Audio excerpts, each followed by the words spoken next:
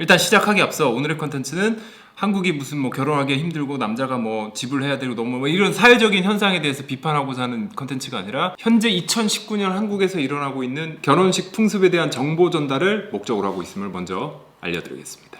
저도 이 부분은 굉장히 평소에 궁금했던 부분이고, 그래서 요즘에 제가 결혼식을 준비하면서 알았던 이런 정보들을 전달해 드리도록 하겠습니다.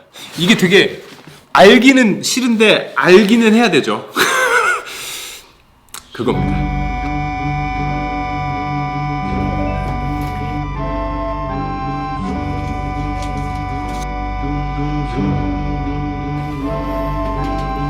수정하신 부분이 있어서 확인했다는 사인 한번 해주시면.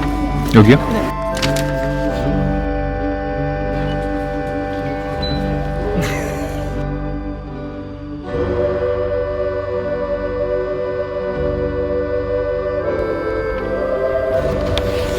기분이 어때, 저게? 기분 좋아.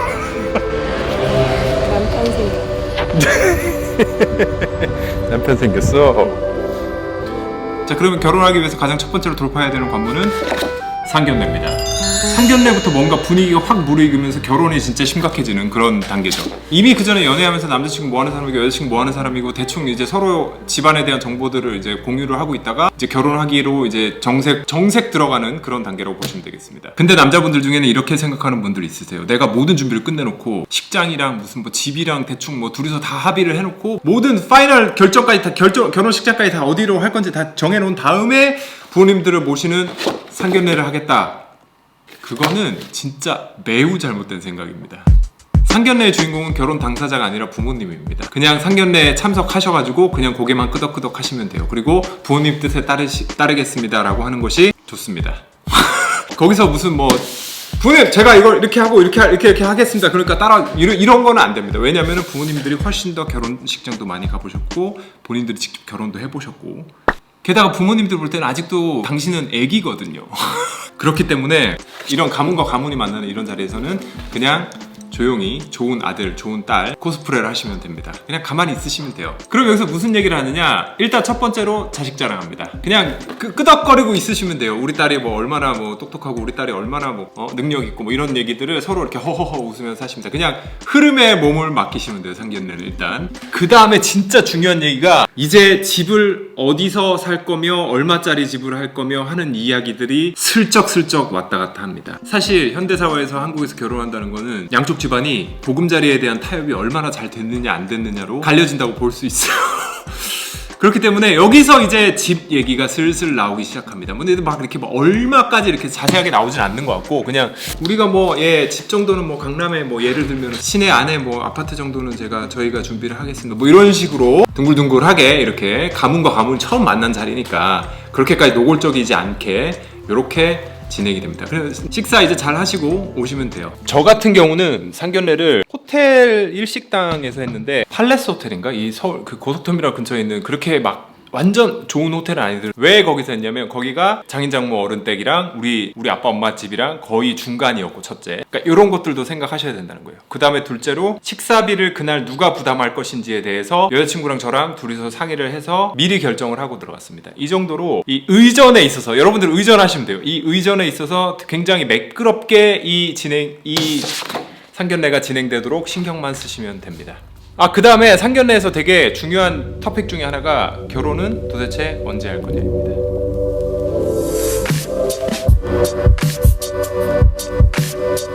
결혼식장을 먼저 알아보는 이유가 있어요. 결혼식장이 정해져야 결혼 날짜가 나옵니다. 그래서 그 결혼 날짜를 받아놓고 그 전에 모든 준비를 끝마치는 거예요. 그러니까 결혼은 데드라인을 먼저 정해놓고 그 안에 이제 필요한 모든 일들을 다 진행하는 그런 식으로 이제 진행이 됩니다. 일반적으로 상견례를 한 이후에 6개월에서 8개월 이내에 결혼식을 진행하는 것이 보통인데, 저희 같은 경우는 저희가 나이도 많고 하다 보니까 그냥 최대한 빨리 결혼하는 걸로 해서 저희는 뭐 한 2달? 3달? 뭐 어쨌든 그래서 이렇게 데드라인을 정해야 되는데 데드라인을 정하는 것도 쉬운 일이 아닙니다. 왜냐면 생각을 해보세요 여러분들. 일요일 날은 결혼 잘 안 합니다. 왜냐면 다음날 출근해야 되기 때문에. 그리고 부모님이 혹시 지방에 지인들이 많다면 그 손님들 때문에 고속버스 불러다가 이제 올라와가지고 결혼식 보고 이제 돌아가고 해야 되기 때문에 일요일 날은 굉장히 힘들고요. 같은 이유로 저녁 시간 결혼식도 굉장히 힘듭니다. 왜냐면 집에 가야 되니까요. 저 같은 경우도 이제 부산인데 이제 부산에서 친척들이 오셔야 되잖아요. 그러니까 일요일 날 결혼하는 건 건 일단 안 되고 고속버스를 보내야 되는데 뭐 예를 들어서 내가 진짜 결혼하고 싶은 결혼식장이 있는데 거기가 토요일날 저녁 시간대밖에 안 돼. 근데 저녁 시간대를 부르잖아? 그러면은 그 친척들이 와가지고 고속버스 타고 와가지고 결혼식 참석하고 못 내려갈 거 아니야. 그럼 하루 자야 되잖아. 그럼 또 비용이 막 이렇게 늘어나는 거죠. 그래서 이게 되게 뭐 저녁 웨딩 괜찮네라고 우리들은 그렇게 생각할 수는 있지만 이제 어른들이라든지 아니면 지방에 계시는 분들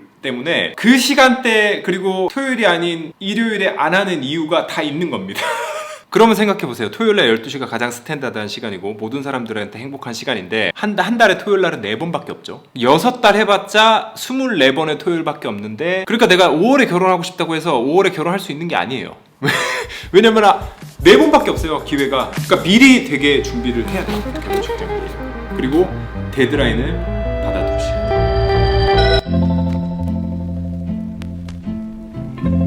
결혼 어디서 했어? 네, 청담 웨딩홀. 근데 내가 2월달 비수기였고 할인을 많이 받아서 미용한다고 할인해주더라. 1200 정도? 우와! 몇 명 왔는데? 나 하객수는 한 400명 넘게 왔었어. 너 되게 싸게 했다. 자, 그럼 이제 식장은 어디로 잡느냐? 이 4가지가 있습니다. 첫 번째는 교회 성당이에요. 신자가 아니거나 신자라 할지라도 미리 예약을 오래전에 하지 않으면 되게 힘들다고 알고 있습니다. 근데 비용이 굉장히 낮겠죠. 그 다음에 이제 웨딩홀입니다. 결혼식장 비용은 1인당 밥값으로 결정되는 경우가 많은데 일단 300명이 온다고 해봅시다. 기본적으로 300명으로 놓고 시작하더라고요. 제가 돌아다녀 보니까 300명이 온다고 했을 때 웨딩홀 같은 경우는 이제 뭐 3만원, 그 다음에 채플형 같이 조금 이제 뭐 그런 데 있어요. 되게 웨딩홀은 아닌데 무슨 말이야, 굉장히 교회 같은 분위기를 만들어 놓은 그런 식장들이 있습니다. 이런 데는 이제 1인당 밥값이 뭐 한 5만원고, 그 다음에 호텔은 당연히 5만원대 이상이겠죠. 근데 물론 호텔인데도 4만 5천원짜리 하는 데도 있고 채플형인데도 뭐 7만원짜리 스테이크 썰면 뭐 그렇게 되더라고요. 그리고 여러분들이 걱정 되게 많이 하시는 부분이 이 인원이 300명이나 온다고? 우리 집에서 150명이나 온다고? 300명 너무 많은 거 아니야? 나는 진짜 내 친구 아는 사람 뭐 한 10명밖에 안 될 것 같은데. 그게 바로 저거든요. 저 되게 많이 걱정했거든요. 그래서 처음에는 내가 이걸 할 때 150명만 부를까?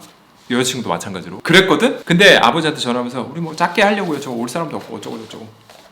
우리 아버지 쪽만 한 180명 온다는 거야. 그리고 당연히 이제 장인어른 쪽에서도, 그러니까 여자친구 쪽이 아니라 장인어른 쪽에서도 뭐 한 150명 이상. 그러니까 벌써 300명 넘잖아. 이게 그래서 결혼식장이 300명을 평균적으로 잡아놓는 이유가 있는 겁니다. 여러분들이 그렇게 내가 너무 아싸라서 너무 걱정하지 않아도 부모님들 선에서 굉장히 많은 인원이 참석할 수 있다. 자, 그럼 일이 순조롭게 진행돼서 이제 결혼식장을 잡았다고 합시다. 결혼식이 6개월 후에 일어날 일이에요. 그럼 이제 그동안에 뭘 해야 되느냐? 제일 중요한 거는 뭐겠어요? 그냥 뭐겠어? 제일 중요한 거는 집을 찾아야 됩니다. 집을. 어디서 살 건지 두고. 예를 들어서 둘 다 직장 생활하는데 뭐 직장이 좀 이렇게 멀리 떨어져 있다고 칩시다. 그러면 이제 막 계산 들어가는 부분이에요. 이 부분. 뭐 5억짜리 전셋집을 했는데 남자 집에서 3억 줬고 여자 집에서 2억 줬기 때문에 그 거리를 뭐 이제 뭐 계산이 들어가. 여기가 계산이. 우리가 되게 마음으로는 나도 그래. 마음으로는 그냥 그래 내가 양보할게. 뭐 사랑하니까 이렇게 하고 싶어도 이게 참 거시기 하다니까. 이게 막 돈이 막 3억 4억씩 들어가는 부분이고, 그러니까 뭐 이런 예가 되게 많아요. 예를 들어서 내 신혼집 전세 잡는데 여자 집에서 3억을 하고요, 남자가 1억을 했는데 여자 쪽은 전업주부인데도 불구하고 처갓집이랑 되게 붙어있고 남자는 출퇴근하는데 1시간 40분이 걸리는 지역에다가 집을 구한다든지. 이게 그러니까 사실 우리가 가장 크게 넘어야 될 산인 거죠. 결혼하는 데 있어서 이 보금자리 문제가 가장 큽니다, 사실. 그래서 이 부분을 양쪽에서 어떻게 밸런스를 잘 맞추느냐, 이 부분이 진짜 그 결혼이 결혼까지 무사히 성공할 수 있는지 아닌지, 두 가문이 평화적으로 융합할 수 있는지 아닌지를 알아볼 수 있는 척도인 거죠. 근데 저는 되게, 이건 제 생각입니다. 저는 되게 이런 이게 사실 경제적인 면이고 돈적인 부분이잖아요. 이런 부분에서 이제 우리가 처음으로 맞닥뜨리는 거예요.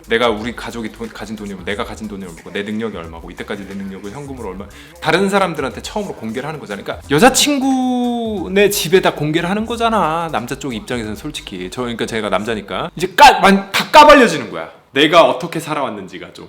그리고 이제 반대로 이게 돈이 크게 들어가니까 결혼 상대자의 평소에는 말할 수 없었던 생각들도 이제 알게 되는 거죠. 그러니까 뭐 되게 잘 만나는 경우에는 뭐 좋은 경우에는 당연히 둘만 사랑하면 된다 이렇게 되는 아름다운 케이스도 굉장히 많습니다만 여기서 갑자기 나한테 그렇게 큰 소리 쳐놓고 이 정도밖에 못 해준다고? 막 이제 계산이 들어가기 시작하는 거죠. 근데 지금 제가 말씀드리고 싶은 건 이 결혼이라는 것 자체가 어느 정도 계산적인 부분도 있기 때문에 이거가 나쁘다라고 얘기하는 게 아니라 계산이 잘 맞아서 잘 결혼하는 케이스도 있으니까요. 그래서 행복하게 사는 경우도 있으니까 그 부분은 뭐라 하는 것이 아닙니다. 계산 없이 사랑만 원하는 사람과 계산을 먼저 생각하는 사람들끼리는 여기서 이제 그래서 우리가 힘들다고 여기는데 저는 개인적으로 이런 과정이 있기 때문에 더 자기한테 맞는 배우자를 구할 수 있지 않을까. 즉 이런 검증 절차를 통해서 그냥 파혼을 해버리는 게 낫다 이 말입니다. 제 말은. 그래서 이렇게 결혼하는 데 있어서 뭐 예단 예물들이 왔다 갔다 하고 막 하는 그런 과정들이 있는 거예요. 실제로 자기 주머니에서 큰 돈을 이제 막 포기를 해야 된다고 생각할 수 있는 부분들이 많은 거죠. 계속 생깁니다. 이런 일들이. 다고 생각할 수 있는 부분들이 많은 거죠. 계속 생깁니다. 이런 일들이. 이렇게 막 정보만을 꽉 압축해서 만들다 보니까 지금 뒤에 예물이라든지 예단이라든지 패백, 이바지 이런 얘기들이 조금 남았는데 오늘은 여기까지 하도록 하겠습니다. 지금 벌써 10분이 넘었는데 이게 또 거의 이만큼의 분량이 남아있기 때문에 그렇다고 또 빼기도 되게 그래요. 왜냐면 다 알고 있으면 되게 피가 되고 살이 되는 정보기 때문에. 그래서 오늘은 여기까지 하고 다음 영상에서 파트 2 부분으로 찾아뵙도록 하겠습니다. 그때 이제 예단 예물 들어갑니다.